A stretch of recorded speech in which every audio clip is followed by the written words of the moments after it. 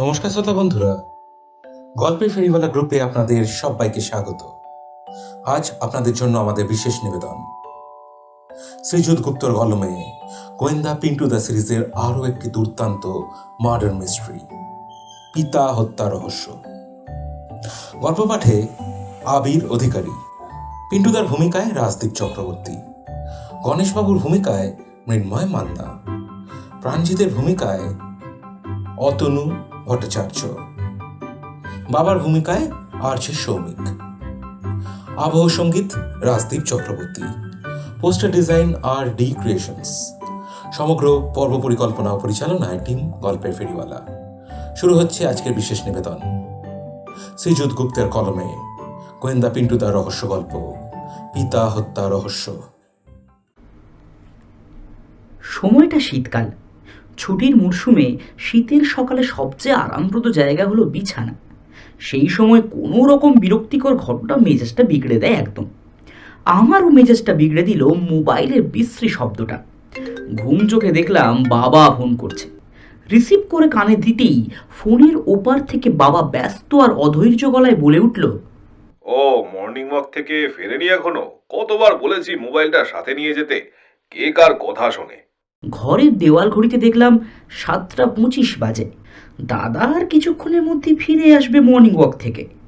বাবার হঠাৎ এরকম ব্যস্ততায় আমার তন্দ্রা একেবারে ছুটে গেছে। বাবা আর মা দুদিন ধরে বাড়িতে নেই, মাসির বাড়ি গেছেন ধুলাগড়ে। কোনো বিপদ হলো নাকি? আমি আতঙ্কিত গলায় জিজ্ঞাসা করলাম, কি হয়েছে, সব ঠিকঠাক তো? বাবা হতাশা মিশ্রিত গলায় বলল, আমাদের এখানে সব ঠিকঠাক আছে, কিন্তু আমার এক অফিস কলিগ আজ হঠাৎ মারা গেছে। খুব প্রিয় বন্ধু ছিল আমার, দুজনে একসাথেই অবসর নিয়েছিলাম আমরা। আমি এখন তার বাড়ি যাচ্ছি, তুই আর পিন্টুও আয়। পিন্টু আসলে আমায় ফোন কর। আমি ধুলাগড় থেকে বেরিয়ে পড়েছি, বন্ধুটির বাড়ি মানিকতলায়। বাবা ফোন কেটে দিল। আমি একটু স্বার্থপরের মতোই হাঁপ ছেড়ে মনে মনে বললাম, যাক, বাবা মা সংক্রান্ত কোনো বিপদ নয় ভাগ্যিস, ওখানে ওরা ঠিকই আছে। তারপর মনে হলো, বাবা হঠাৎ দাদাকে ওখানে যেতে বলল কেন? অস্বাভাবিক ঘটনা না হলে তো বাবা সচরাচর এভাবে ফোন করে দাদাকে যেতে বলবে না। ভাবনার চ্যুতি ঘটল। ঘর থেকে আওয়াজ পেলাম, হল ঘরে সোফা টেনে কেউ বসলো। দাদাই হবে। বাড়ির ডুপ্লিকেট চাবি আমাদের সবার কাছেই থাকে। ঘর থেকে বেরিয়ে দেখলাম দাদা খবরের কাগজ খুলে সোফায় বসে আছে। আমার পায়ের শব্দ পেয়ে খবরের কাগজ থেকে চোখ না সরিয়ে বলল, বাবু, একটু চা খাওয়াবি প্লিজ? আমি দাদার পাশে গিয়ে বললাম, দাদা পরে চা খাবে, বাবা ফোন করতে বললো ইমিডিয়েট। বাবার পরিচিত একজন মারা গেছেন, বাবা যাচ্ছেন সেখানে, আমায় আর তোমাকেও যেতে বললেন। কথাগুলো বলতে বলতে আমি বাবাকে ফোন লাগিয়ে দাদার হাতে মোবাইলটা দিলাম। দাদা ফোনে, হ্যাঁ ঠিক আছে, হ্যাঁ যাচ্ছি, ওকে ওকে বেরোচ্ছি, বলেই ফোনটা কাটলো। তারপর মোবাইলটা আমার হাতে দিয়ে বলল, চল বেরোনো যাক, বাবা ঠিকানাটা দিয়ে দিয়েছে। আমাদের বাড়ি থেকে মানিকতলা বাইকে 15 থেকে 20 মিনিট লাগে। আমরা অবশ্য হলুদ ট্যাক্সি নিলাম। যিনি মারা গেছেন তার নাম মণিমোহন গাঙ্গুলি। মারা গেছেন বলতে অস্বাভাবিক মৃত্যু বলে পুলিশের ধারণা। ঘটনাটা আজ ভোরবেলাতেই ঘটেছে। মৃত ব্যক্তির মোবাইলে লাস্ট কলিংয়ে আমার বাবার নাম। মণিমোহন গাঙ্গুলির মোবাইল থেকে গতকাল সন্ধে 7:05 ফোন এসেছিল আমার বাবার মোবাইলে। কল টাইমিং 4 মিনিটের মতো। পুলিশ সেই সূত্রেই বাবাকে 7 সকালে ফোন করে জেরা করে সামান্য। বাবার সাথে মৃত মণিমোহনের অফিসিয়াল বন্ধুত্ব।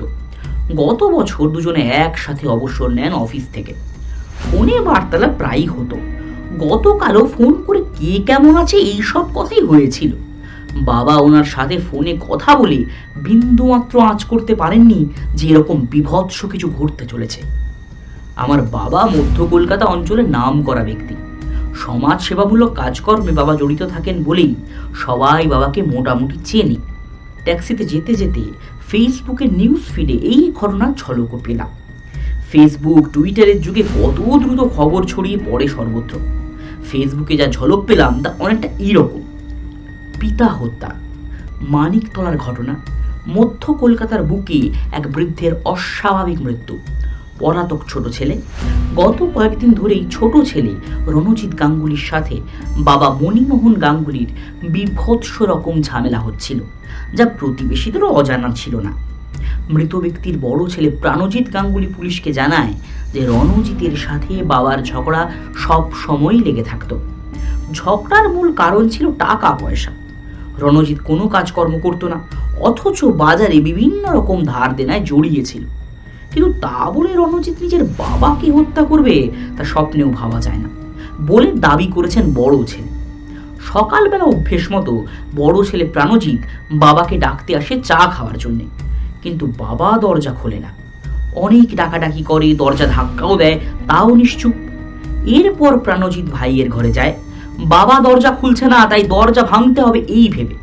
কিন্তু ভাইয়ের ঘরে গিয়ে দেখে ভাই রণজিৎ ওর ঘরে নেই।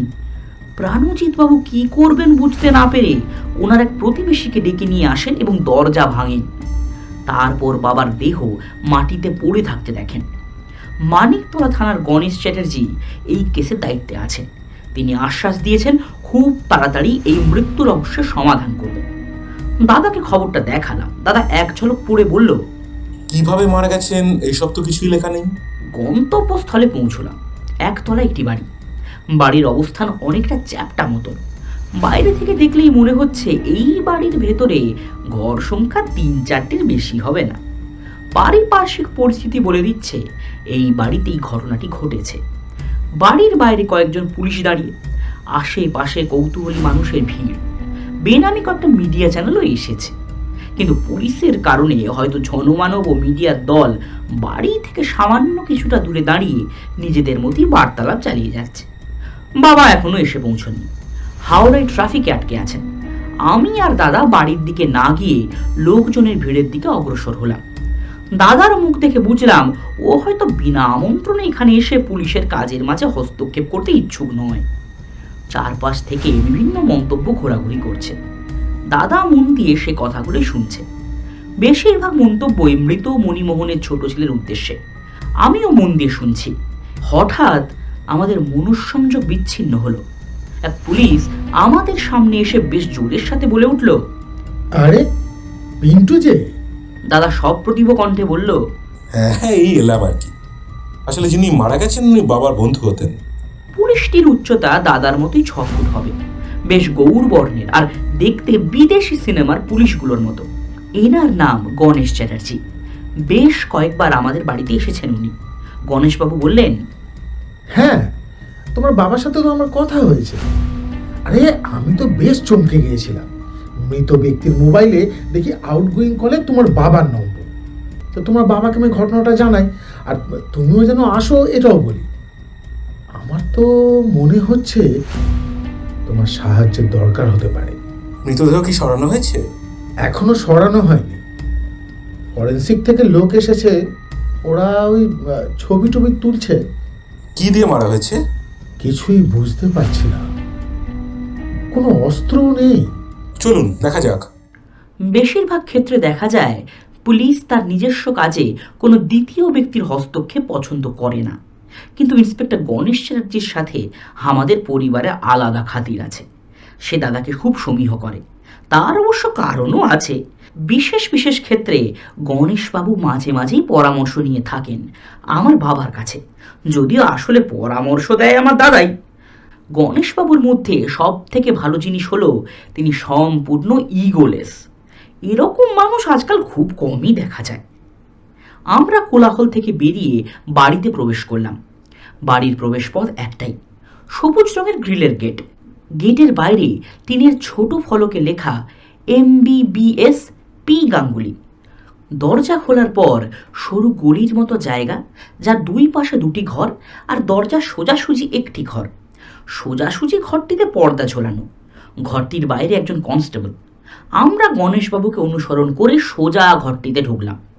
ঘরে ঢুকতেই মনে হলো আমার বুকের ভেতর কেউ বড় বড় ইঁদুর ছেড়ে দিয়েছে। বুকের ধুকপুকুনি ভীষণভাবে বেড়ে উঠেছে। দেখলাম দরজা থেকে সামান্য দূরে মণিমোহন গাঙ্গুলির মৃতদেহ সবাসনে শুয়ে আছে মাটিতে। মুখে বিকৃত ভাব, বাম হাতটা বুকের ওপর নিজের পাঞ্জাবি খামচে ধরার অভিপ্রায়। চোখ দুটি দিয়ে চিৎকার করার চেষ্টা করে সিলিং প্রান্তে স্থির হয়ে গেছে, নিঃসাড়, নিস্তেজ। মৃতদেহের চারপাশে চক দিয়ে দাগ টানা। একজন ক্যামেরাম্যান বিভিন্ন দিক দিয়ে মৃতদেহের ছবি তুলতে ব্যস্ত। একটা জিনিস দেখে ভীষণভাবে থমকে উঠেছি। মৃত ব্যক্তির পাঞ্জাবির বুকের কাছে রক্তের দাগ, কিন্তু ঘরের দেওয়ালে, মেঝেতে, বিছানাতেও রক্ত ছড়িয়ে ছিটিয়ে আছে, চাপ চাপ জমাট বাঁধা রক্ত। ঘরে একটি মাত্র জানালার, সেটা বন্ধ। ঘরে ফুল স্পিডে পাখা চলছে এই শীতের দিনেও। ঘরে আসবাবপত্র বলতে একটি খাট, একটি আলমারি, একটি কাঠের মজবুত টেবিল, আর তার উপর রাখা একটি হাঁ করে খোলা সিন্ধুক। বিছানা দেখে মনে হলো মৃত ব্যক্তি কাল রাতে বিছানায় ওঠেননি পর্যন্ত। বিছানা টিপটাপ করে গোছানো, অথচ চাদরে রক্তের ছিটে। সিন্ধুকের পাশে গিয়ে দাদা বলল, সিন্ধুকের ভেতরে তো দেখছি শুধু একটা 100 টাকার নোট, তাও আবার অর্ধেক ছেঁড়া। আমার তো মনে হচ্ছে নোটটা ছেঁড়া বলেই নেয়নি হয়তো। কত কি ছিল সিন্ধুকে? বড় ছেলে তো জানালো 1030 মতো ছিল। এই কিছুদিন আগে এলআইসি ম্যাচিওর হয়ে টাকাটা পেয়েছিলেন। আর সোনা গয়না সব আলমারিতেই থাকতো, সেগুলো তো সব ঠিকঠাকই আছে, তাই তো বললো বড় ছেলে দেখে। দাদা ঘরের চারপাশে চোখ বোলাতে লাগলো। দেওয়ালে লেগে থাকা শুকনো রক্তের দাগগুলো খুব কাছ থেকে দেখতে লাগলো। ফরেন্সিকের লোক খুব যত্নের সাথে রক্তের স্যাম্পলগুলোকে নিয়ে ছোট ছোট শিশিতে ভরছে যথাসম্ভব। গণেশবাবু দাদার দিকে ফিরে বলল, পিন্টু, কিছু বুঝতে পারলে? দাদা মেঝেতে ঝুঁকে খাটের তলায় চোখ বোলাতে বোলাতে বলল, আপাতত বোধগম্য কিছুই হলো না। এরই মধ্যে ফরেন্সিকের এক ব্যক্তি গণেশবাবুর কানের কাছে কিছু বলে গেল। গণেশবাবু খানিকটা ইতস্তত হয়ে আমাদের উদ্দেশ্যে বললেন, পিন্টু, এবার একটু বাইরে যেতে হবে, মৃতদেহটা পোস্টমর্টমে যাবে। দাদা মাটিতে বসা অবস্থাতেই খাটের পায়ার দিকে আঙুল নির্দেশ করে বলল, গণেশবাবু, এটা কি বলুন তো, এই জমাট রক্তের ভেতর? গণেশবাবু নিচু হয়ে খাটের পায়ার দিকে চেয়ে বললেন, রক্তই তো। আরে রক্তের মধ্যে কুণ্ডুলি পাকিয়ে আরো একটা কিছু আছে, দেখুন ভালো করে। গণেশবাবু আরো নিচু হয়ে দেখলেন। তারপর হাতে গ্লাভস পরে জমাট রক্তের ভেতর থেকে কিছু একটা বের করে তুলে আফসোসের স্বরে বললেন, কিছু না পিন্টু, গার্ডার মনে হচ্ছে। দাদা একটা দীর্ঘশ্বাস ফেলল। কিছুক্ষণ পরেই মৃতদেহ পোস্টমর্টমের জন্য নিয়ে যাওয়া হলো। আমরা বাড়ির বাইরে এসে দাঁড়ালাম। দাদারা ধোঁয়া সরবরাহে মত্ত হতে হতে আলোচনা চালিয়ে যাচ্ছে। দাদা গণেশবাবুকে বলল, ছোট ছেলে তো পালিয়েছে যা শুনলাম, তা বড় ছেলেকে জেরা করে কিছু পেলেন? মৃত মণিমোহন বিপত্নিক ছিলেন। 5 বছর আগে স্ত্রী মারা যান। বড় ছেলের নাম প্রাণজিৎ, পেশায় ডাক্তার। সে এখনো বিয়ে করেনি। বড় ছেলের কথা শুনে তো মনে হচ্ছে সে বিশ্বাসই করে না এই ঘটনায় তার ভাইয়ের হাত আছে বলে। কাল রাত অনেক ঝামেলা হয় ছোট ছেলের সাথে বাবা।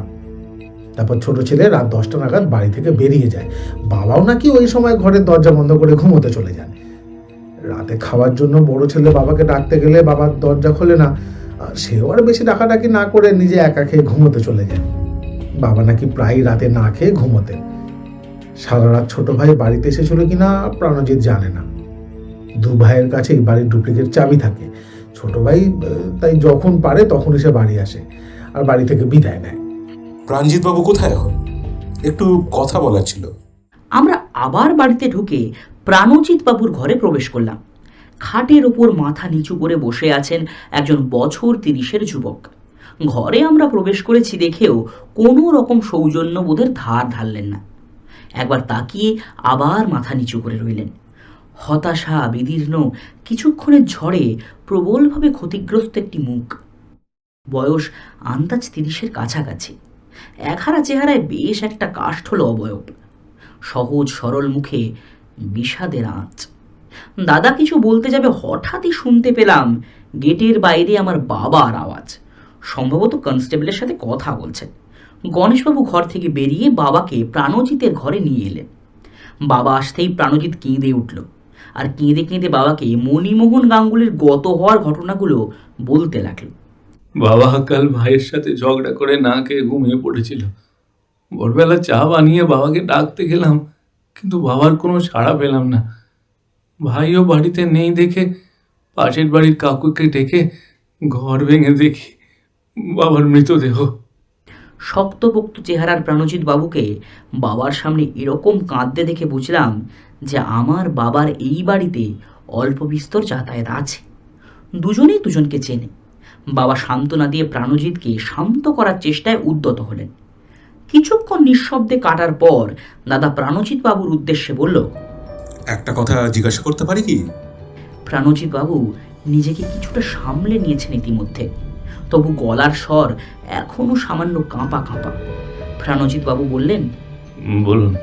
আপনি তো ডাক্তার, আপনার বাবার মৃতদেহ দেখে আপনার কি ধারণা? কিভাবে মৃত্যু হয়েছে বলে আপনার মনে হয়, আর কেন হয়েছে? আমার মনে হয় স্ট্রোক, আর দেখে মনে হয় কাল রাতেই হয়েছে। এর আগে কি কখনো স্ট্রোক হয়েছিল? প্রায় 3 মাস আগে হয়েছিল প্রথমবার। আমি বাড়িতেই চিকিৎসা করেছিলাম। এত শীতেও আপনার বাবা পাখা চালিয়ে শুতেন? হ্যাঁ, সব ঋতুতেই পাখা জ্বালিয়ে ঘুমাতেন। ইদানিং আপনার বাবার শরীর কেমন যাচ্ছিল? প্রথম স্ট্রোক হওয়ার পর থেকে বাবার মাথায় একটু সমস্যা হয়েছিল বোধহয়। প্রায়ই বলতেন ওনার জানলার কাছ থেকে মেয়েদের স্বরে কাউকে কথা বলতে শুনতেন, ঘুঙুরের আওয়াজ পেতেন, ঘুমোতে পারতেন না। আমার থেকে খালি ঘুমের ওষুধ চেয়ে নিয়ে যেতেন। আমি দিতে চাইতাম না, মাঝে মাঝে 1-2 কম ডোজের ওষুধ দিতাম। প্রাণজিৎ বাবু কথা বলতে বলতে আবার ফুঁপিয়ে উঠলেন। বেশ কিছুক্ষণ বিরতি দিয়ে দাদা বলল, আপনার বাবার ঘরে কিন্তু কোনো রকমের ওষুধের শিশি বা প্যাকেট দেখতে পেলাম না। প্রাণজিৎ চোখ মুছতে মুছতে বলল, বাবা বাবা আমার ঘর থেকে ওষুধ নিয়ে যেতেন। আপনার ভাই কোনো একটা মুসলমানকে বিয়ে করতে চায়, এই বিষয়ে আপনি কিছু জানেন? হ্যাঁ, সায়রা মেয়েটার নাম। বাবার আপত্তি ছিল ভাই যেন মেয়েটির সাথে না মেশে। আচ্ছা, আপনার কি মনে হয় আপনার ভাইয়ের কোনো রকম হাত আছে আপনার বাবার মৃত্যুর পেছনে? না, আমার ভাই ঝগড়া করতে পারে কিন্তু কাউকে মারতে পারে না।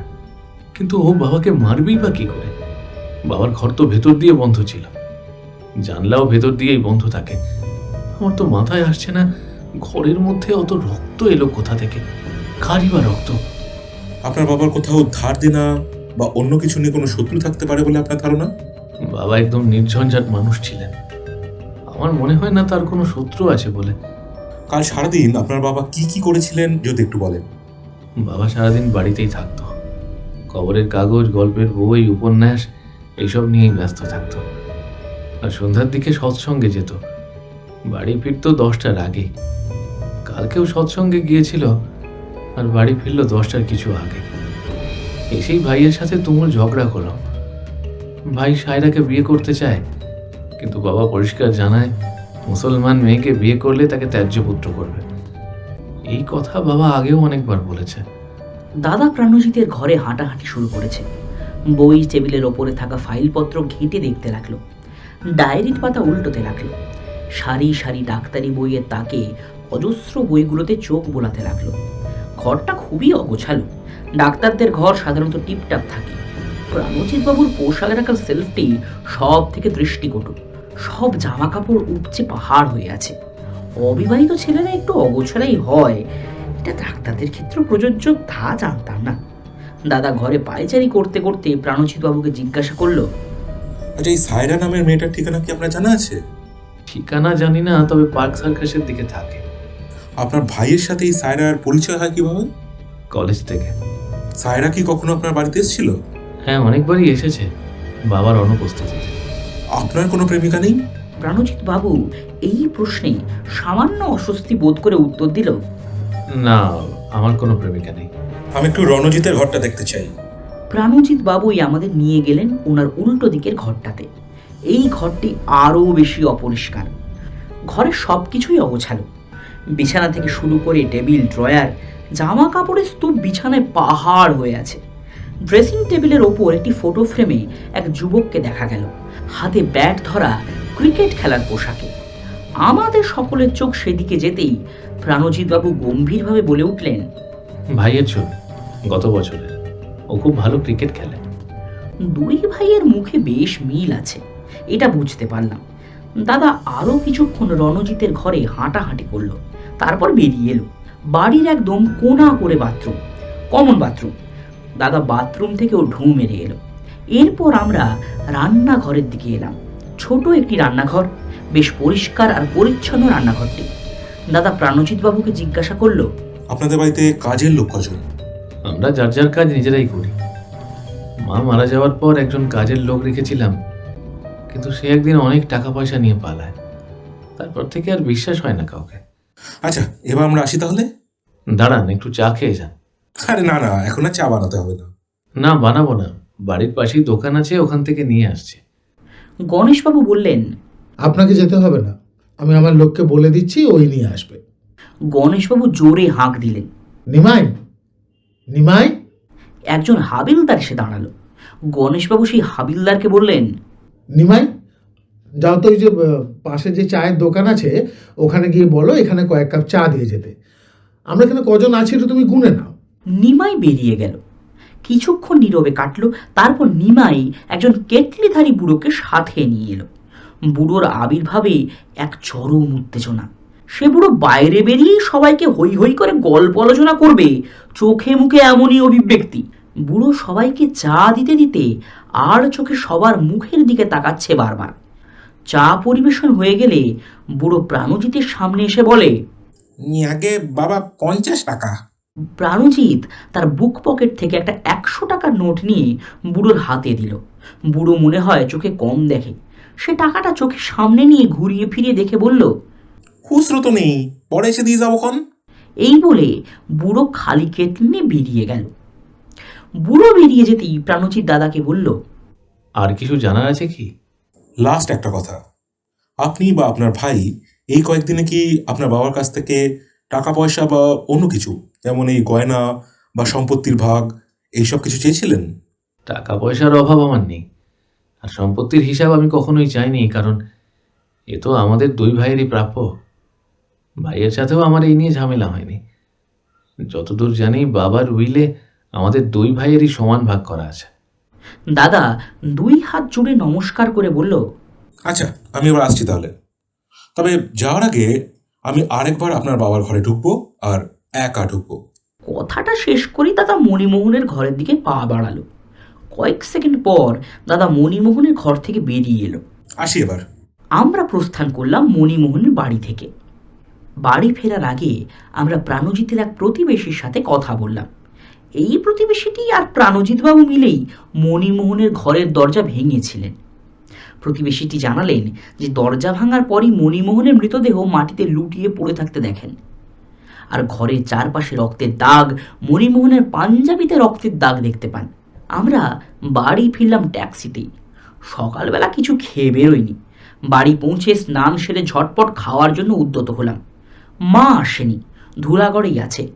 অনলাইনে কিছুক্ষণের মধ্যেই খাবার এসে হাজির হলো। দুপুরে ঘরে শুয়ে আকাশ পাতাল ভাবছি। খুব আশ্চর্য লাগছে এই ভেবে যে মৃত ব্যক্তির ঘর ভেতর থেকে বন্ধ ছিল, ঘরের জানালাও বন্ধ। তাহলে মৃত্যু হলো কিভাবে? সম্ভবত হার্ট অ্যাটাক। কিন্তু ঘরে অত রক্ত এলো তাহলে কোত্থেকে? কার রক্ত? হঠাৎ একটা কথা মনে পড়তেই আমি বিছানায় উঠে বসলাম। শার্লক হোমসের এক গল্পে পড়েছিলাম, the adventure of the speckle band, যেখানে খুনি তার পোষা সাপ একটা গুপ্ত রাস্তা দিয়ে পাশের ঘরে পাঠিয়ে খুন করার এক কৌশল বের করেছিল। এই বৃদ্ধের ক্ষেত্রেও কি তবে সেই রকমই কোনো কৌশল অবলম্বন করা হয়েছে? ইস, এই কথাটা আগে মনে পড়লে আমিও দেখতাম যে সত্যি কোনো যোগসূত্র আছে নাকি, যে মৃতের ঘরের সাথে তার ছেলেদের ঘরের। হঠাৎ কলিং বেলের শব্দে আমার ধ্যান ভঙ্গ হলো।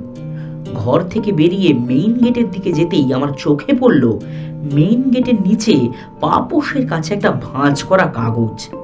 তাড়াতাড়ি দরজা খুলে বাইরে চোখ বোলালাম। দুপুরের নির্জনতায় কেউ চোখে পড়ল না। তাড়াতাড়ি কিছুক্ষণ দরজার সামনে দাঁড়িয়ে থাকলাম, কিন্তু কোনো ফলাফল পেলাম না। অবশেষে পাপোশ থেকে কাগজটা তুলে দাদার ঘরে গেলাম। দাদা ওর বিছানায় চোখ খোলা অবস্থায় শুয়ে আছে, আর ওর বুকের উপর একটা ডায়েরি উল্টে রাখা। আমার উপস্থিতি টের পেয়ে বলল, কে এসেছিল রে? ভাঁজ করা কাগজটা দাদার হাতে দিতে দিতে বললাম, কাউকে দেখলাম না, তবে এটা পাপোশের কাছে ছিল। দাদা শুয়ে থাকা অবস্থাতেই কাগজের ভাঁজ খুলে পড়ে কিছুক্ষণ স্থির চোখে কিছু ভাবল, তারপর মৃদু হেসে কাগজটা আমার হাতে দিয়ে বলল, দেখ। কাগজটা হাতে নিয়ে দেখলাম তাতে লেখা আছে, তদন্ত বন্ধ কর, নইলে প্রাণে মারা যাবি। পরিষ্কার সুন্দর হাতের লেখায় লেখা। দাদাকে বললাম, এ কে পাঠালো? যে অপরাধী সেই পাঠিয়েছে নিশ্চয়ই। দাদা বিছানা থেকে উঠে সিগারেটে মনোসংযোগ করে আবার বলল, আরও একটা ক্লু আমি আগেই পেয়েছি, তবে মোটিভ কি সেটা এখনো স্পষ্ট হয়নি আমার কাছে। আমি জিজ্ঞাসা করলাম, কি ক্লু আছে চিঠিতে? দাদা বলল, ক্রমশ প্রকাশ্য। আমি জিজ্ঞাসা করলাম, মৃত্যুটা হলো কিভাবে? দাদা সিগারেটের ধোঁয়া ছাড়তে ছাড়তে বলল, সেটা ধোঁয়াশায় আছে রে, পোস্টমর্টমের রিপোর্টেই ভরসা করতে হবে মনে হচ্ছে। কিছুক্ষণ থেমে এবার বলল, বিকেলে বেরোতে হবে একটু, তুই যেতে চাইলে এখন একটু রেস্ট নিয়ে নে। বিকেল করে আমরা বেরোলাম। আমাদের গন্তব্য ছিল স্বপন কাকা ডিসপেন্সারি। প্রসঙ্গত বলে রাখি যে স্বপন কাকা হলেন আমাদেরই এক প্রতিবেশী। উনি হাতের লেখা বিশেষজ্ঞ। ওনার ডিসপেন্সারি কলেজ স্ট্রিটে। স্বপন কাকার কাছ থেকে শুধু জানতে পারলাম যে থ্রেড চিঠিটা যে লিখেছে সে হলো বাঁ হাতি। বাড়ি ফেরার আগে আমি আর দাদা কলেজ স্কোয়ারে বেশ কয়েকটা রাউন্ড হাঁটাহাঁটি করলাম। যান্ত্রিক শহরের বিরক্তিকর কোলাহল থেকে সাময়িক আরাম দেয় কলেজ স্কোয়ার। এই জায়গাটিতে সারা বছরই প্রেম প্রেম আবহাওয়া থাকে। কলেজ ইউনিভার্সিটির সমস্ত ছাত্রছাত্রীদের সমাগমে এই জায়গাটি যেন সব সময় চিরযৌবন বহন করে এবং প্রেম বিনিময় করে বেড়ায়। আবার বয়স্ক মানুষদের আড্ডাতেও বয়োজ্যেষ্ঠরা খুঁজে পায় নিজেদের মধ্যে নবপ্রাণ। বিশাল পুকুরের চৌবাচ্চা কেটে ভিন্ন ভিন্ন সাঁতার শেখার ক্লাবগুলো যেন জলের মধ্যে প্রাণ প্রতিষ্ঠা করেছে, এরকম মনে হয়। আমি হাঁটতে হাঁটতে এসবই লক্ষ্য করছিলাম। হঠাৎ দাদা বলে উঠল, জানিস বাবু, আমার মনে হচ্ছে মণিমোহন বাবুকে প্ল্যান করে হত্যা করা হয়েছে।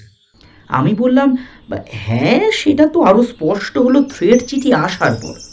কি অদ্ভুত ঘটনা, ঘরে সব রক্ত আর মেঝেতে বৃদ্ধ মরে পড়ে আছেন। আচ্ছা, তোমার কি মনে হয় বলো তো দাদা, এত রক্ত কার? কোনো পোষ্য বা অপোষ্য প্রাণীর, নাকি অন্য কিছু? আমি তো কিছুই বুঝতে পারছি না। আমার প্রশ্নের কোনো উত্তর না দিয়ে দাদা আমায় প্রশ্ন ছুঁড়ে দিল, আচ্ছা বাবু, বলতো মণিমোহনকে যদি তার ছোট ছেলে হত্যা করে থাকে, তার পেছনে কি কি মোটিভ থাকতে পারে? আমি একটু ভেবে নিয়ে বললাম, ছোট ছেলে রণজিতের বাজারে অনেক ধার, টাকা পয়সার প্রয়োজন, অথচ সে কোনো কাজ করে না, আর টাকা পয়সার জন্য খুন করতে পারে, কারণ যে খুন করেছে সে ওনার সিন্দুক থেকে টাকাও লোপাট করেছে। গুড। আর কি কারণ থাকতে পারে? আমি বললাম, আরেকটা কারণ হলো রণজিৎ যাকে বিয়ে করতে চায় সে একজন মুসলিম। মণিমোহন বেঁচে থাকলে রণজিৎ বিয়ে করতে পারতো না, আর বাবার অমতে বিয়ে করলে সম্পত্তির ভাগ থেকে বহিষ্কার হতো। দাদা দেখলাম কিছু উত্তর দিল না, কিছুক্ষণ অন্যমনস্ক হয়ে গেল। তারপর আবার জিজ্ঞাসা করলো, আর মণিমোহনের বড় ছেলে প্রাণজিৎ যদি খুনটা করে থাকে, তাহলে তার পেছনে মোটিভ কি থাকতে পারে? এই প্রশ্নের উত্তরে আমি কিছু বললাম না, কারণ এর উত্তর আমার কাছেও নেই। তবে দাদার প্রশ্ন শুনে মনে হলো প্রাণজিৎ বাবুকেও সাধুর দলে আগে থেকে ফেলে দেওয়া ঠিক নয়। সম্ভাবনা সব দিক থেকেই যায়। মানুষের মন আর তার প্রবৃত্তি বড়ই জটিল, বাইরে থেকে আঁচ করা অসাধ্য। মনের ভেতরে আরও একটা আশঙ্কা বারবার নাড়া দিচ্ছিল।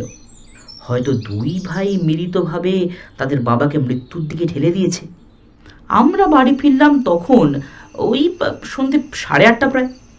বাড়ি আসতেই দেখতে পেলাম ইন্সপেক্টর গণেশবাবু আর বাবা দুজনে মিলে চা খাচ্ছেন। আমাদের দেখতে পেয়ে গণেশবাবু বলে উঠলেন, পোস্টমর্টম রিপোর্ট তো কালকের আগে পাওয়া যাবে না, তবে ডাক্তারের সাথে কথা বলে যা জানতে পারলাম যে মণিমোহন বাবুর মৃত্যু হয়েছে হার্ট অ্যাটাকে। অস্বাভাবিক কিছু থেকে ভয় পেয়ে হার্ট অ্যাটাক হয়েছে। মৃতদেহে কোনো রকম আঘাত বা আঁচড়ের দাগ নেই। মৃত্যুর সময় রাত 10টা থেকে 10:30টার মধ্যেই হবে। কিন্তু অদ্ভুত ব্যাপার, মৃতের ব্লাড গ্রুপ ও পজিটিভ, আর ঘরের চারপাশে যে রক্ত ছিল সেটা স্যাম্পল টেস্ট করে জানা গেছে সেটা এবি পজিটিভ। আর এই রক্তের সাথে ল্যাটেক্স নামক এক পদার্থ ও স্যালিকাইলেটস নামক এক কেমিক্যালের মিশ্রণ পাওয়া গেছে। একটানা কথাগুলো বলে গণেশবাবু দাদার দিকে তাকালেন। দাদা সবটা শুনে ভ্রুকুটি করে গণেশবাবুকে বলল, রণজিতের গার্লফ্রেন্ড সায়রার কোনো খোঁজ নেওয়া হয়েছে? হ্যাঁ, আমি পুলিশ পাঠিয়েছিলাম সায়রার বাড়ি জেরা করার জন্য, যেহেতু রণজিৎ পলাতক কাল রাত থেকেই। কিন্তু ওখানে জানতে পারলাম যে সায়রাও বাড়িতে নেই। কোথায় গেছে ওর বাড়ির কেউ বলতেই পারলো না। আমার তো মনে হচ্ছে সায়রা আর রণজিৎ দুজনেই একসাথে পালিয়ে কোথাও গিয়ে গা ঢাকা দিয়েছে। গণেশবাবু, আমি একটা অজান্তে ঢিল ছুটতে চাই। আপনার সাহায্যের প্রয়োজন আমার। বলো পিন্টু, কি করতে হবে আমায়? আমি আজ রাতে মৃত মণিমোহন বাবুর বাড়িতে থাকতে চাই। তুমি কি এই কেসের অন্য কোনো সূত্র পেয়েছো? হ্যাঁ, পেয়েছি, তবে অতটাও পরিষ্কার নয়। আমি অপরাধীকে হাতে নাতে ধরার জন্য একটা ফোন দিয়ে এঁটেছি। জানি না এই ফোন দিয়ে কাজ করবে কি না, তবে একটা চেষ্টা করে দেখতে হবে। বলতে পারেন অন্ধকারে ঢিল ছুঁড়ে লক্ষ্যভেদ করার প্রচেষ্টা মাত্র। তাহলে আমি প্রাণজিৎ বাবুকে ফোন করে বলে দিচ্ছি যে আজকে আমরা আসছি ওনার বাড়ি, আর আমরা আজ ওখানেই থাকবো। গণেশবাবুকে থামিয়ে দাদা বলল, না না না, ফোন করে ওনাকে আগে থেকে জানালে হবে না। ডিরেক্ট ওনার বাড়ি যাব। আপনি আমায় ছেড়ে চলে আসবেন, আমি একাই থাকবো। দাদার কথায় আমার মেজাজ খারাপ হয়ে গেল। দাদা একা থাকবে আর আমি কি করব? এইরকম একটা উত্তেজনামূলক ঘটনায় আমিই থাকবো না? সঙ্গে সঙ্গে বলে উঠলাম, দাদা আমিও যাব তোমার সাথে, আর তুমি তো আপত্তি করবে না প্লিজ। দাদা বড় চোখে একবার তাকে শুধু বলল, না। আমি দাদাকে একা ছাড়ার পাত্রই নয়। বললাম, তুমি যেখানে যাবে সেখানে আমি থাকবো না, এটা হতে পারে না। আমি যাচ্ছি তোমার সাথে, আর এটা আমার বিশ্বাস যে তুমি থাকলে আমার কোনো ভয় নেই। কথাগুলো বেশ জোরের সাথেই বললাম। এবার গণেশবাবু আপত্তি জানালেন। না পিন্টু, আমি তোমাকে একা রেখে আসতে পারবো না। যদি কিছু দুর্ঘটনা ঘটে যায় তাহলে আমার রেসপন্সিবিলিটির উপরে প্রশ্ন উঠবে। বাবা এতক্ষণ চুপ ছিল। গণেশবাবুর কথা শুনে বাবা বলে উঠল, হ্যাঁ পিন্টু, গণেশবাবু তোর সাথে গেলে ভালোই হবে, আমারও মনে হয়। আমি আবার বললাম, আমিও যাচ্ছি তোমাদের সাথে। দাদা আর কিছু বলল না। এরপর আমরা রাতের খাওয়া দাওয়া অল্পের উপর সেরে মানিকতলার উদ্দেশ্যে রওনা হলাম। আমি, দাদা আর গণেশবাবু তিনজনে মিলে পৌঁছলাম মানিকতলায় মণিমোহনের বাড়িতে। এখানে আসার পথে গণেশবাবু মানিকতলা থানায় গিয়েছিলেন, অল্প কিছু কাজ ছিল ওনার। আমরাও সাথে ছিলাম অবশ্য। রাস্তায় যেতে যেতে গণেশবাবু এই কেসটি সম্পর্কিত অনেক রকম কৌতূহল প্রকাশ করেছিলেন দাদার কাছে, কিন্তু দাদা সেই কৌতূহলের জবনিকা পতন টানেননি। দাদা শুধু বলেছে, আজ রাতে কেউ যেন না ঘুমায়, ঘুমানোর ভান করে ঘাপটি মেরে শুয়ে থাকি যেন, এবং সব সময় সজাগ থাকতে বলেছে। গণেশবাবুকে বলেছে রিভলভারটা হাতে নিয়ে রাখতে, রিভলভারের প্রয়োজন হলেও হতে পারে। আমরা পৌঁছলাম। গ্রিলের গেটের ভেতর থেকে তালা দেওয়া। গণেশবাবু কলিং বেলে হাত রাখলেন।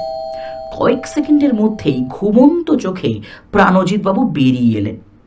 এত রাতে আমাদের দিকে বিস্মিত হয়ে সৌজন্যবোধ দেখিয়ে বললেন, আপনারা এত রাতে?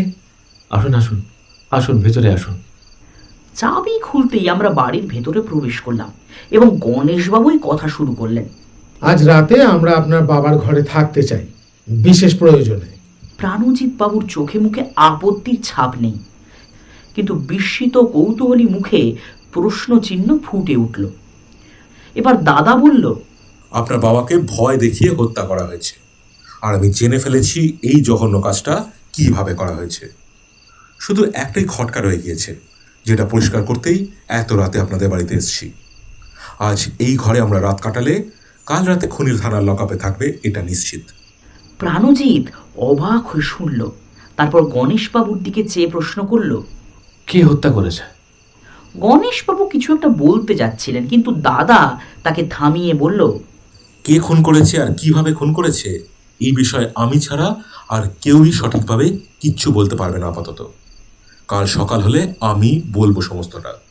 তার আগে কাউকে কিচ্ছু বলতে চাই না।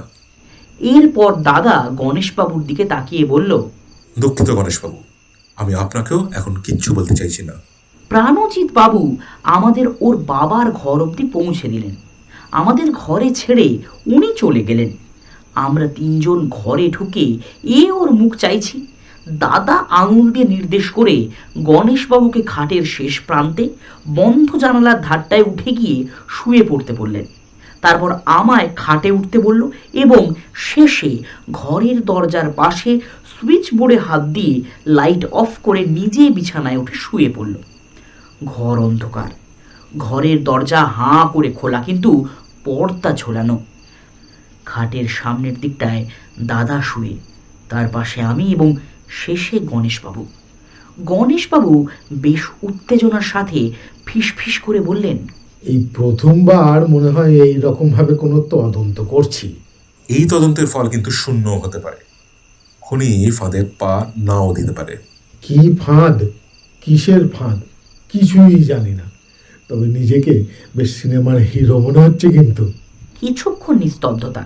তারপর আবার গণেশবাবু বলে উঠলেন, আচ্ছা, আমরা কি এইভাবেই পড়ে থাকবো সারা রাত? একটু অপেক্ষা করুন, একটু পরেই কাজ শুরু করব।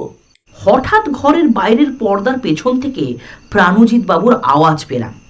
আপনারা কি ঘুমিয়ে পড়েছেন? আরে না না, প্রাণজিৎ পর্দা সরিয়ে ঘরে ঢুকে দরজার পাশে সুইচ বোর্ডে হাত দিয়ে আলো জ্বালালেন। ওনার হাতে জলের বোতল। সপ্রতিভ গলায় প্রাণজিৎ বললেন, জলের বোতল দিতে এসেছিলাম, রাতে প্রয়োজন লাগে যদি। জলের বোতলটা সিন্দুকের টেবিলে রেখে দিলেন প্রাণজিৎ বাবু।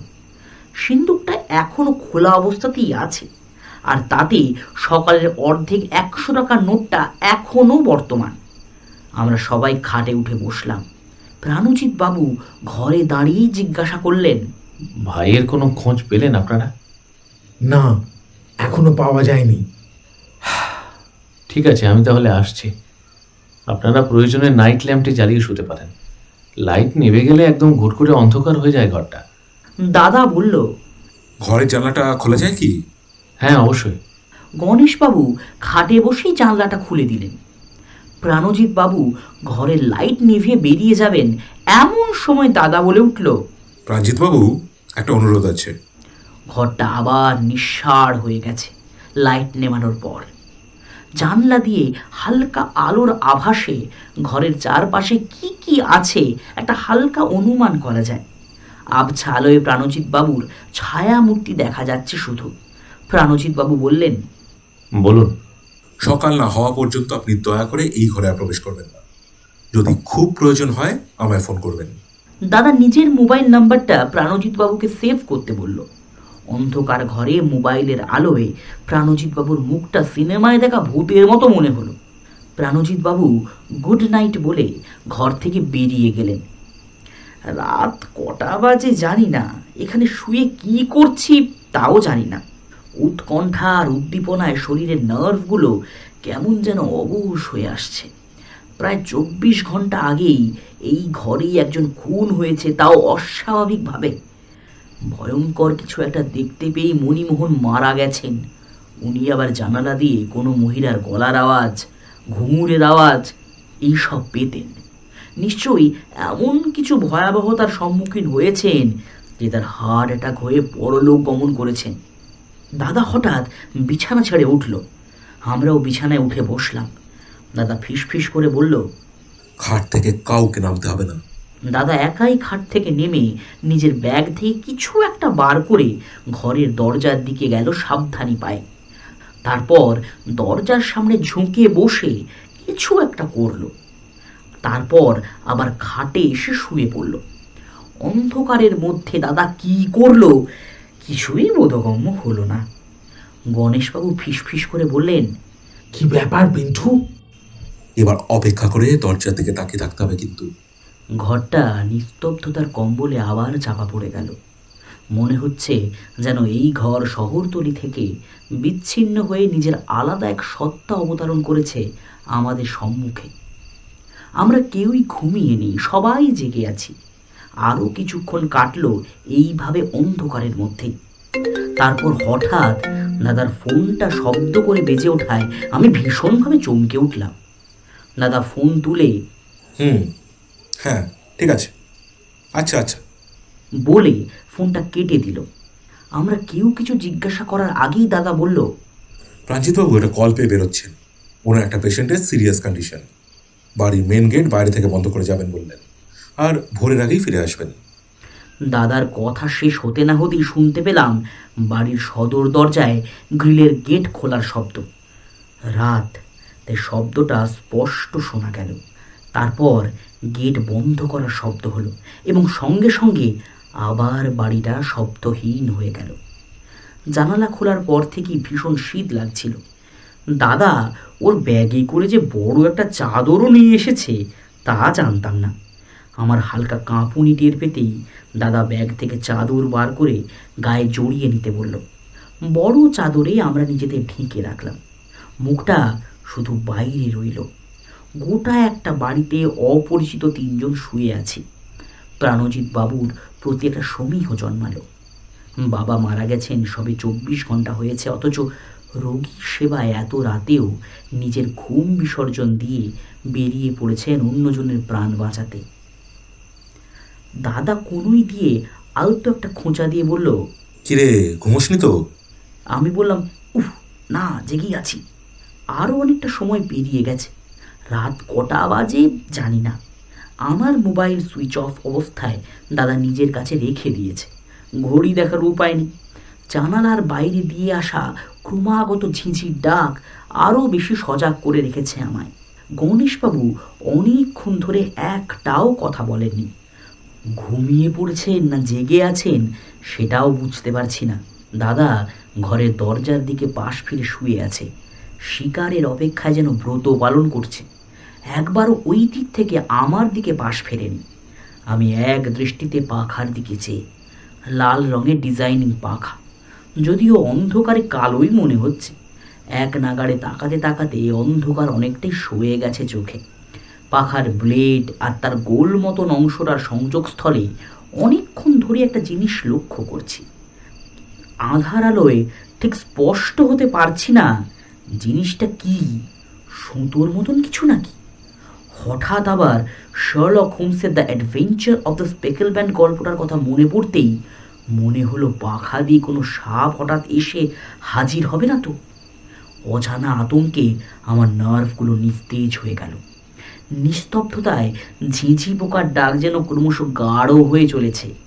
এই অদ্ভুত রোমাঞ্চকর পরিবেশ যেন নিমেষের মধ্যেই সব কিছু গ্রাস করে নিতে পারে। অনেকটা সময় এইভাবে অতিবাহিত হলো। মনে হলো এমন এক জগতে রয়েছি যেখানে সময় অনির্দিষ্ট, সময়ের কোনো মাপকাঠি নেই। হঠাৎ বাড়ির মেন গেটের দিক থেকে একটা আওয়াজ এলো। আমার সমস্ত মনঃসংযোগ শব্দের উৎসকে অনুসরণ করলো। কেউ একজন গ্রিলের গেট খুলছে খুব সাবধানতার সাথে। তারপর পদযুগলের শব্দ, খুব সাবধানী পায়ে কেউ আসছে যেন। আমরা কান খাড়া করলাম। পায়ের শব্দ শুনে মনে হচ্ছে কেউ একজন আসছে আমাদের এই ঘরের দিকে। কেমন যেন একটা ঘোরের মতো লাগছে। এইবার পরিষ্কার বুঝতে পারলাম, ঘরের জানালা দিয়ে আসা আবছা আলোয় দেখলাম এক ছায়ামূর্তি। ঘরের জানালা দিয়ে আসা আবছা আলোয় দেখলাম এক ছায়ামূর্তি ঘরের দরজার পর্দা সরাচ্ছে। আমার বুকের ধুকপুকুনি বেড়ে গিয়ে দুরন্ত এক্সপ্রেসে পরিণত হয়েছে যেন। ছায়ামূর্তি আমাদের ঘরে এসে দাঁড়িয়েছে। ওর হাত দুটোয় জড়ানো অবস্থায় কিছু একটা আছে যা নিয়ে আসতে আসতে বিছানার দিকে তাক করছে। আমি নিজেকে সামলাতে পারলাম না। হাত দিয়ে দাদাকে একটা ঝাঁকুনি দিলাম, আর সঙ্গে সঙ্গে কান ফাটানো একটা আওয়াজে আমার কানে তালা লেগে যাওয়ার উপক্রম হলো। ছায়ামূর্তি নিমেষের মধ্যে ঘর থেকে বেরিয়ে দৌড় দিল। দাদা আর গণেশবাবু ও ছায়ামূর্তি পেছনে ধাওয়া করলো। আমি হতবাক আর ভয়াতুর অবস্থায় বিছানায় উঠে বসলাম। এই শীতল রাতেও আমার কপালে বিন্দু বিন্দু ঘাম ফুটে উঠেছে। কিছুক্ষণ পর দাদা আর গণেশবাবু ঘরে এসে লাইট জ্বালালেন। আমার শুকনো মুখ দেখে গণেশবাবু বললেন, বাবু, তুমি ঠিক আছো তো? আমি কিছু বললাম না। দাদা আমায় বলল, তার এমন ভাবে হাত না নাড়লি যে বন্দুকের নিশানাটাই নষ্ট হয়ে গেল। গণেশবাবু বললেন, এবার কি করণীয়? দাদা বিছানায় ধপাস করে বসে বলল, বসুন আপাতত। পিন্টু, এবার তো কিছু বলো। দাদা ফোন বার করে কাউকে একটা ফোন করলো। দাদার কথা শুনে মনে হলো সে প্রাণজিৎ বাবুকে ফোন করে ঘটনাটা সম্পর্কে জানালো। আমরা ঘরের বাতি জ্বালিয়ে বসে আছি অনেকক্ষণ। এখন ভোর 4টে বাজে। আমি এখনো আতঙ্কে চুপসে আছি, মনে মনে নিজেকে গালিও দিচ্ছি। বেশ কিছুক্ষণ চুপচাপ বসে থাকার পর সদর দরজা খোলার আওয়াজ পেলাম। আমরা ঘর থেকে বেরিয়ে সদর দরজার দিকে গেলাম। প্রাণজিৎ বাবু বাড়ির ভেতরে প্রবেশ করেছে। ওনার চোখে মুখে উৎকণ্ঠা। আমাদের তিনজনকে ঠিক অবস্থায় দেখে উনি বোধহয় আশ্বস্ত হলেন। প্রশ্ন করলেন, আপনারা সব ঠিক আছেন তো? গণেশবাবু বললেন, হ্যাঁ, আমরা সবাই ঠিক আছি, তবে একটুর জন্য আততায়ীকে ধরতে পারলাম না, পালিয়ে গেল। অন্ধকারে মুখটাও দেখতে পাইনি তার। তবে আপনার বাড়ি তো বাইরে থেকে তালা দেওয়া ছিল, এবং এবারে ডুপ্লিকেট চাবি আপনার ভাইয়ের কাছেও থাকে। ওই মনে হয় ঘাপটি মেরে আমাদের সমস্ত কার্যকলাপ লক্ষ্য করেছে, আর আপনি বাড়ি থেকে বেরোনোর পরই ডুপ্লিকেট চাবি দিয়ে দরজা খুলে আমাদের মারতে এসেছিল। কথাগুলো বলেই গণেশবাবু দাদার দিকে চেয়ে জানতে চাইলেন। ঠিক বললাম তো পিন্টু?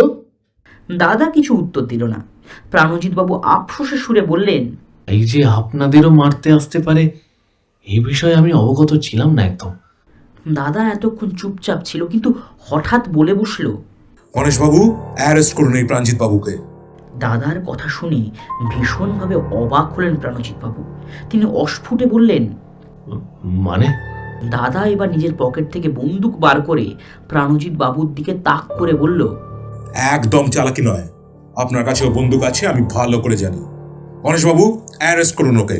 গণেশবাবু আর কোনো কথা না বাড়িয়ে প্রাণজিৎ বাবুকে অ্যারেস্ট করলেন। আমরা এখন মানিকতলা থানায়। দাদা বলা শুরু করলো, এই কেসে যখন আমার মনে হয় মণিমোহন বাবুকে প্ল্যান করে হত্যা করা হয়েছে, তখন সবার আগে সন্দেহ হয় দুই পুত্রের ওপরে। বাইরের কারোর পক্ষে সম্ভব নয়, কারণ মণিমোহন বাবুর দরজা ভেতর থেকে বন্ধ ছিল।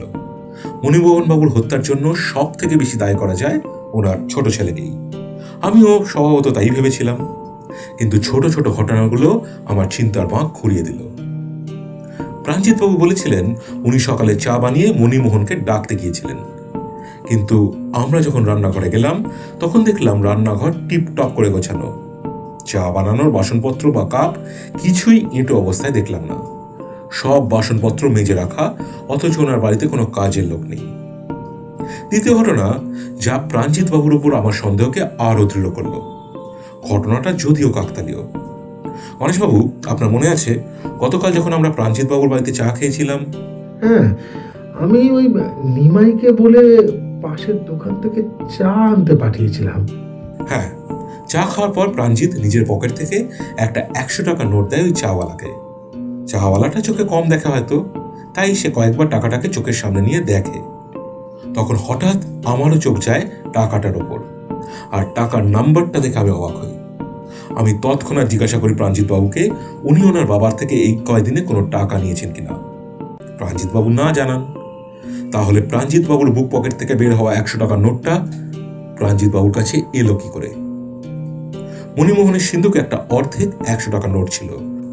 ওই নোটের নাম্বার ছিল 9CC123610, আর প্রাণজিৎ বাবুর পকেট থেকে বের হওয়া 100 টাকার নোটটা ছিল 9CC123619। দুটি নম্বরই কাছাকাছি, অর্থাৎ ধরে নেওয়া যেতে পারে দুটো নোট একই ব্রাঞ্চের। ছেঁড়া দেখে প্রাণজিৎ বাবু নোটটা সিন্ধুক থেকে নেননি, আর ওই ছেঁড়া নোটটাই আমাকে প্রাণজিতের উপর সন্দেহ করতে বাধ্য করে। আর তৃতীয় ঘটনা, কালাতে একটা হুমকি চিঠি আসে আমার কাছে। প্রথমে ভেবেছিলাম এই ছোট ভাই আমাকে থ্রেট দিচ্ছে, কিন্তু তারপরে ভাবলাম যে ছোট ভাই যদি তার বাবাকে হত্যা করে থাকে তবে সে নিশ্চয়ই বোকার মতন এই তল্লাটে আসবে না চিঠি দিতে। তারপর দেখলাম যে কাগজের চিঠিটা দেওয়া হয়েছে সেই কাগজটা কোনো প্যাড থেকে ছেঁড়া। এই সমস্ত প্যাড ডাক্তাররাই বেশি ব্যবহার করে। তাও একটা সম্ভাবনা কাজ করছিল, হয়তো কেউ ডাক্তারদের প্যাড ইউজ করে প্রাণজিৎকে ফাঁসাচ্ছে। তখন আমি হাতের লেখা বিশেষজ্ঞের কাছে গিয়ে জানলাম চিঠির লেখক বাঁহাতি। প্রাণজিৎ বাবু দু হাতি সমান দক্ষতার সঙ্গে কাজ করতে পারেন, এটা আমি লক্ষ্য করেছি। কিন্তু আসলে উনি যে বাঁহাতি তা বুঝতে পারি ওনার প্যান্টের পকেট দেখে। সাধারণত যারা রাইট হ্যান্ডেড হয় তাদের প্যান্টের ব্যাক পকেটটা অর্থাৎ ওয়ালেট রাখার পকেটটা প্যান্টের ডান দিকের পশ্চাৎ দেশে থাকে, কিন্তু প্রাণজিৎ বাবুর ঘরে দেখেছি ওনার প্যান্টগুলোতে ওয়ালেট রাখার পকেটগুলো প্যান্টের বাম দিকের পশ্চাৎ দেশে। আর উল্টো দিকে রঞ্জিত বাবু সম্ভবত ডান হাতি, কারণ ওনার ঘরে থাকা ফটোতে দেখলাম উনি রাইট হ্যান্ডে ব্যাট করছেন। চিঠির লেখক বাঁহাতি হওয়ায় প্রাণজিৎ বাবুর প্রতি আমার সন্দেহ আরও গাঢ় হলো। তাই হাতে নাতে ধরার জন্য ফোন দিয়ে হাঁটলাম। প্রাণজিৎ বাবুকে বললাম একমাত্র আমি জানি কে অপরাধী, আর মণিমোহনের ঘরে আমি সারা রাত থাকতে চাই। অপরাধী যতই চালাক হোক না কেন, তার মনে সবসময় ধরা পড়ার ভয় থেকেই যায়।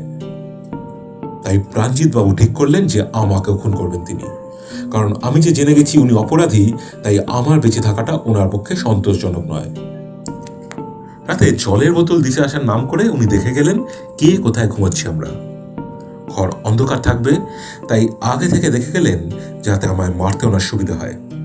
তারপর একটা কল আছে বলে উনি রাতে বাড়ি থেকে বেরোলেন, আর বেশ কিছুক্ষণ পর আবার ফিরে এলেন আমায় মারতে। প্রাণজিতের গুলিতে যদি আমি মরেও যেতাম, তবে সেই দোষটাও গিয়ে পড়তো ছোট ভাই রণজিতের ঘাড়ে, কারণ রণজিতের কাছে বাড়ির ডুপ্লিকেট চাবিও থাকে।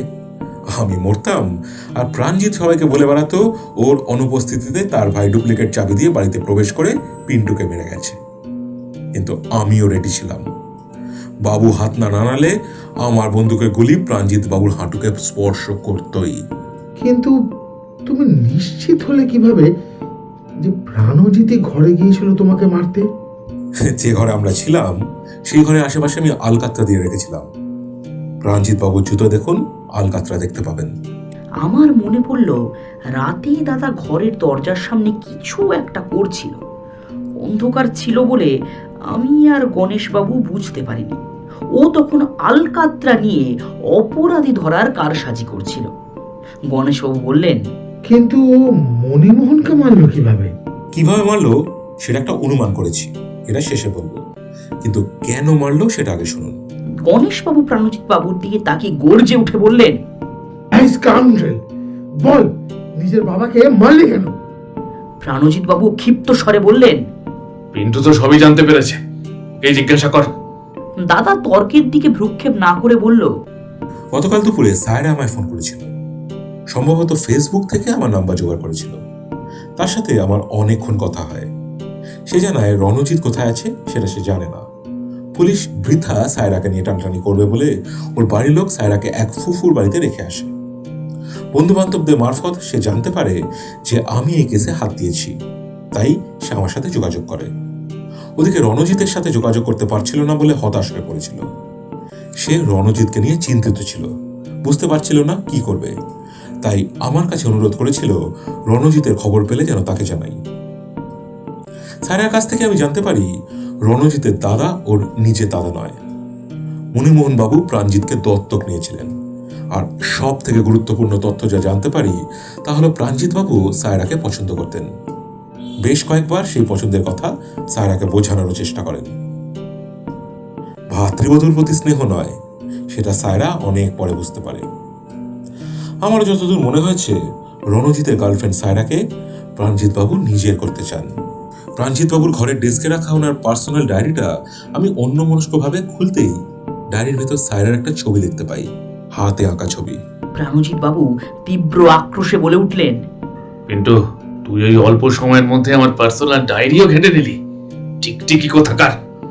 প্রাণজিৎ বাবু একটু থেমে মুখে তামাশার ভাব এনে বলা শুরু করলেন, যেন নেশাগ্রস্ত হয়ে বিলাপ করছেন এক মানুষ। হ্যাঁ, আমি মেরেছি সায়রাকে পাওয়ার আশায়। সায়রা যেদিন প্রথম আমাদের বাড়িতে এলো সেদিন থেকেই আমি ওকে ভালোবেসে ফেলেছিলাম। ওর মতো অপূর্ব সুন্দর মেয়ে আমি কখনো দেখিনি। গায়ের রং দুধে আলতা, কাজলের প্রলেপে টানা টানা চোখগুলো দেখলে আমার বুকের ভেতর একটা বেদনা মেশানো ভালো লাগার অনুভূতি জন্ম নিত। সায়রার রূপ আমায় মোহিত করেছিল। প্রাণখোলা মেয়ে একদম, চোখে মুখে কোনো কৌশলতা বা দ্বিধাবোধ নেই। সায়রা মাঝে মাঝে আমাদের বাড়িতে আসতো ভাইয়ের সাথে, আমায় খুব সমীহ করত। কথায় কথায় প্রায়ই বলতো যে রণজিতের আগে ওর যদি আমার সাথে আলাপ হতো তাহলে ও আমার সাথেই প্রেম করত। এই কথা বলেই ও প্রাণ খোলা হাসি দিত, আর আমার বুকে অদ্ভুত এক মোচড় লাগতো। কিন্তু ও আমার ভাইয়ের প্রেমে পাগল ছিল। আমি ভাবতে থাকলাম এমন কিছু করতে হবে যাতে আমার ভাইয়ের সাথে সায়রার সম্পর্ক পুরোপুরি ভেঙে যায়। এদিকে আবার আমার বাবা সায়রাকে একদম পছন্দ করতো না। বাবা পরিষ্কার আমার ভাইকে জানিয়ে দিয়েছিল যে সায়রাকে বিয়ে করে বাড়িতে নিয়ে আসলে তাকে ত্যায্য পুত্র করবে। আমিও ভয় পেয়ে গেলাম যে আমিও যদি বাবার কাছে আমার পছন্দের কথা প্রকাশ করি তবে বাবা আমাকেও সম্পত্তি থেকে বঞ্চিত করবে। তারপর হঠাৎ একটা আইডিয়া মাথায় এলো। সায়রার ক্ষেত্রে আমার প্রতিবন্ধক দুইজন, আমার বাবা আর আমার ভাই। বাবাকে ভয় দেখাতে শুরু করলাম রাতে মেয়েরই শব্দ করে। বাবা ভয়ও পেল। এরপর বাবাকে হাই ডোজের ঘুমের ওষুধ দিয়ে দিয়ে বাবার হার্ট দুর্বল করলাম। আমি জানতাম হঠাৎ করে বাবার কোনো দুর্ঘটনা ঘটলে সব দোষ আমার ভাইয়ের ওপরই যাবে, কারণ আমার প্রতিবেশী প্রত্যেকেই জানে যে আমার বাবা আর ভাইয়ের সম্পর্ক একদম ভালো না। সবাই রণজিৎকেই দোষী হিসেবে মেনে নেবে। বাবাও মরবে, আর বাবার সিন্দুক থেকে সব টাকা লোপাট করব আমি, আর সবাই ভাববে টাকা চুরি করবে বলেই ভাই বাবাকে মেরেছে। একজন দোষী মানুষের সাথে সায়রা কখনোই সংসার করবে না। তখন সায়রার দায়িত্ব নেব আমি, তখন সায়রার আশ্রয় হব আমি। এই ভেবে আমি বাবাকে মারার প্ল্যান করলাম। কিন্তু পিন্টু পিন্টু তুই আমার এতদিনের পরিশ্রমে পুরো জল ঢেলে দিলি। গণেশবাবু দাঁত চেপে আবার বলে উঠলেন, কাউন্সিল কোথাকার! প্রাণজিৎ বাবু অট্ট হাসি দিয়ে উঠলেন। ওর মুখ পুরো এক অমানসিক হাসিতে ভরে উঠেছে যেন। দাদা বলে উঠল, ভালোবাসা কখনো প্ল্যান করে পাওয়া যায় না প্রাঞ্জিত বাবু। আর যে ভালোবাসা পেতে বাবাকে খুন করে, ভাইকে ফাঁসাতে চায়, সেই সব মানুষদের স্থান মানসিক হাসপাতাল আর নয়তো হাজতের ভেতরেই হয়।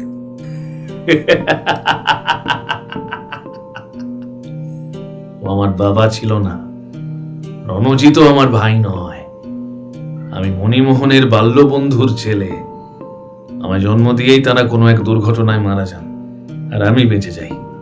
হ্যাঁ, এবং তারপর যে আপনাকে সমাজে প্রতিষ্ঠিত করার জন্য বুক দিয়ে আগলে দাঁড়ালো, আপনি তাকে হত্যা করে বসলেন। প্রাণজিৎ বাবু মাথা নিচু করে বুকের ভেতর গুঁজে দিল নিজের মুখ। গণেশবাবু বললেন, এবার বল তাহলে বন্ধ ঘরের ভেতর সেদিন এমন কি ঘটেছিল যার জন্য মণিমোহনের হার্ট অ্যাটাক হলো? এটা অনুমান মাত্র, ভুল হয়ে থাকলে প্রাঞ্জিত বাবু ভুলটা ধরিয়ে দেবেন। সেই হাসিতে তাচ্ছিল্য আর ঘৃণার ঝলক একেবারে পরিস্ফুট। দাদা আবার বলা শুরু করলো, মণিমোহন প্রত্যেক দিন সন্ধ্যাবেলা বাড়িতে থাকতেন না, সৎসঙ্গে যেতেন। মণিমোহনের অনুপস্থিতিতে প্রাঞ্জিত ওই দিন সমস্ত কিছু তৈরি করে মণিমোহনের ঘরে গেল।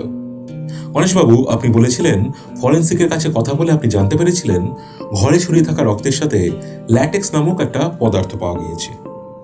এই ল্যাটেক্স সাধারণত বেলুন তৈরিতে ব্যবহার হয়। এই দোল বা হোলির সময় আমরা বেলুনে জল রং ভরি, যেমন প্রাঞ্জিতবাবু ছোট ছোট বেলুনে রক্ত ভরে রেখেছিলেন। এরপর সামান্য লম্বা সুতোয় দুই মুখে একটা করে রক্ত ভরা বেলুন বেঁধে পাখার ব্লেডে ঝুলিয়ে রেখেছিলেন। পাখার 3টে ব্লেডে উনি এইরকম ভাবে অনেকগুলো রক্ত ভরা বেলুন ঝুলিয়ে রাখলেন। সাধারণ অবস্থায় রক্ত দ্রুত জমাট বাঁধে, তাই উনি আরো কিছু কেমিক্যাল ইউজ করেছিলেন যাতে বেলুনের ভেতর থাকা রক্তটা জমাট না বাঁধে। প্রাঞ্জিত জানতো যে মণিমোহন সব ঋতুতেই পাখা চালিয়ে ঘুমান।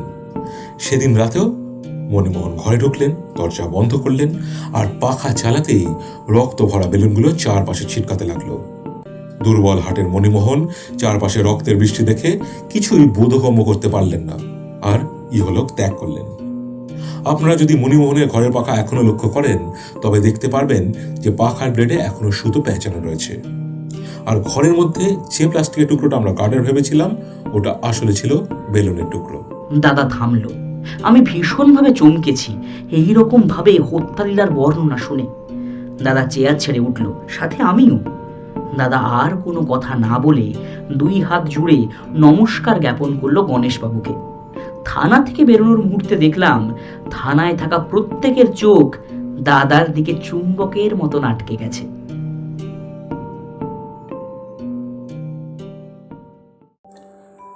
শুনছিলেন শ্রীযুত গুপ্তের কলমে গোয়েন্দা পিন্টুদার আরও একটি রহস্য গল্প, পিতা হত্যা রহস্য। কেমন লাগলো আজকে গল্পটি? যদি ভালো লেগে থাকে অতি অবশ্যই ভিডিওটিকে লাইক করুন, ভিডিওটি শেয়ার করুন, যাতে আরও বেশি সংখ্যক লোকের কাছে আমরা পৌঁছাতে পারি। আর আপনাদের মতামত দয়া করে কমেন্ট সেকশনে লিখে আমাদেরকে জানান। আর নতুন শ্রোতা বন্ধুরা দয়া করে চ্যানেলটিকে সাবস্ক্রাইব করে আমাদের পাশে থাকুন। দেখা হবে আগামী সপ্তাহে আরও একটি দুর্দান্ত গল্পের সাথে। আজ গল্প পাঠে ছিল আবির, সৌমিক, অতনু, মৃন্ময় ও আমি রাজদীপ। ফিরছি আগামী সপ্তাহে। ততদিন সবাই ভালো থাকবেন, সুস্থ থাকবেন, আর অবসর সময় অতি অবশ্যই শুনতে থাকবেন গল্পের ফেরিওয়ালা গ্রুপের নানান অডিও স্টোরিজ। ধন্যবাদ।